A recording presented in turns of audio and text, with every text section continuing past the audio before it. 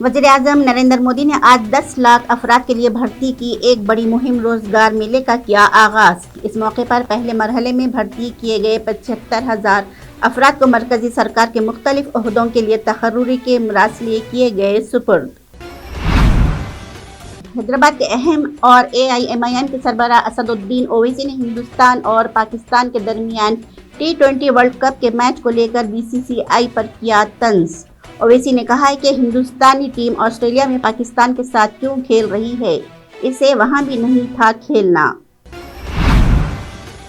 काले धन को जायज बनाने और दहशतगर्दी की माली एआनत पर नजर रखने वाले इदारे FATF ने म्यांमार को रखा है ब्लैक लिस्ट में और मेंबरों से कहा है कि वो म्यांमार से लेन देन और कारोबारी ताल्लुकात में मजीद बरतें एहतियात।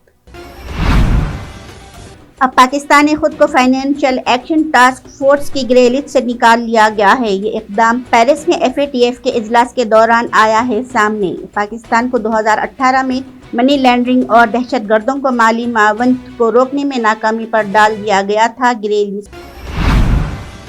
मध्य प्रदेश के रेवा जिले में कल देर रात बस के एक हादसे में 15 अफराद हलाक और 35 हुए जख्मी। इत्तला के मुताबिक ये बस जबलपुर से रेवा के रास्ते पर प्रयागराज जा रही थी, एक ट्रेलर से टकरा गई। जिला इंतजामिया जाए हादसे पर फौरी तौर पर पहुंच गया और राहत का काम कर दिया शुरू। तमाम जख्मियों को खैंतार और रेवा के सिविल अस्पताल में कर दिया दाखिल। शाहजहांपुर में जिले हेडक्वार्टर से तकरीबन 30 किलोमीटर दूर बोलाई अकोडिया रोड पर रात 3 बजे एक तेज रफ्तार जीप बिजली के खंभे से टकरा गई, जिससे 4 लोगों की मौके पर ही हो गई मौत और 3 दीगर हो गए शदीद जख्मी। जामिया मिलिया इस्लामिया की मशहूर व मारूफ रिहायशी coaching academy centre for coaching and career planning के 16 उम्मीदवारों ने Uttar Pradesh public service commission 2021 का पास कर लिया है इम्तिहान। दरगाह अंजुमन कमेटी के एहलकार का बेटा गिरफ्तार, दहशतगर्दों को पनाह देने का है इल्जाम। जराये के मुताबिक तौसीफ चिश्ती पर पंजाब के एक बदनाम जमाने मुजरिम को पनाह देने और जराइम में मलूस होने के इल्जाम में पंजाब पुलिस ने किया है गिरफ्तार। झारखंड में फिर एक बार इंसानियत को शर्मसार करने वाला पेश आया वाकया। जुमेरात की शाम तकरीबन 10 लोगों ने एक सॉफ्टवेयर इंजीनियर लड़की के साथ मुबैना तौर पर इज्तिमाई इस्मतदरी की।